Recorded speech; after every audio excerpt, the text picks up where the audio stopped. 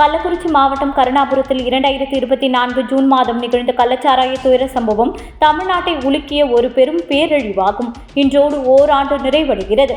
இந்த சம்பவத்தில் 67 உயிர்கள் பறிபோனதோடு 100க்கும் மேற்பட்டோர் மருத்துவமனைகளில் தீவிர சிகிச்சை பெற வேண்டிய நிலை ஏற்பட்டது. இத்தகைய மாபெரும் உயிரிழப்புக்கு காரணமாக அமைந்தது மெத்தனாலால் கலப்படம் செய்யப்பட்ட கள்ளச்சாராயம் என்பது மட்டுமல்ல, திமுக அரசின் நிர்வாக திறமையின்மையும் அலட்சியமும் தான். கடந்த ஒரு வருடத்தில் இந்த துயர சம்பவத்தை தடுக்கவோ அல்லது இதற்கு நீதி வழங்கவோ திமுக அரசு எந்த நடவடிக்கையும் மிகுந்த பலவீனமாகவே இருந்தது. இந்த சம்பவத்தை மையமாகவே வைத்து திமுக அரசின் தோல்விகளை புரிந்து கொள்ளலாம். முதலாவதாக, கள்ளச்சாராய விற்பனையை தடுக்க திமுக அரசு எந்தவித நடவடிக்கையும் எடுக்கவில்லை. கள்ளக்குறிச்சி மாவட்டத்தில் கள்ளச்சாராய விற்பனை பரவலாக நடைபெற்று வந்தது குறித்து அதிமுக எம்எல்ஏ எம் செந்தில்குமார் பலமுறை சட்டமன்றத்திலும் பொது மேடைகளிலும் எச்சரிக்கை விடுத்திருந்தார்.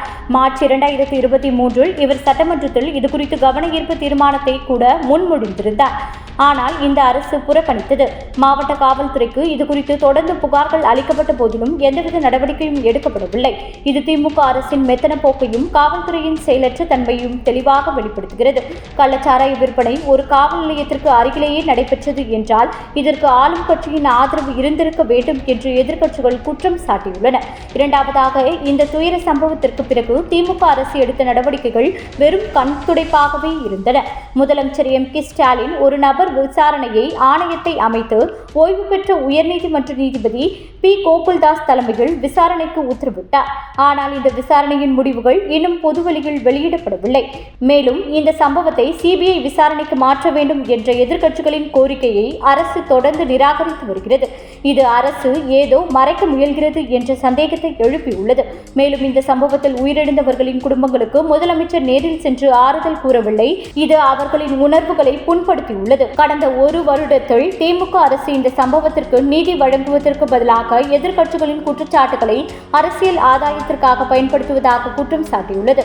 மாவட்ட ஆட்சியர், காவல் கண்காணிப்பாளர் போன்ற அதிகாரிகளை இடமாற்றம் செய்து சில கைதுகளை மேற்கொண்டு அரசு தனது பொறுப்பை முடித்துவிட்டதாக கருதியது. ஆனால் இந்த நடவடிக்கைகள் உண்மையான குற்றவாளிகளை தண்டிப்பதற்கோ அல்லது இதுபோன்ற சம்பவங்கள் மீண்டும் நிகழாமல் தடுப்பதற்கோ போதுமானதாக இல்லை.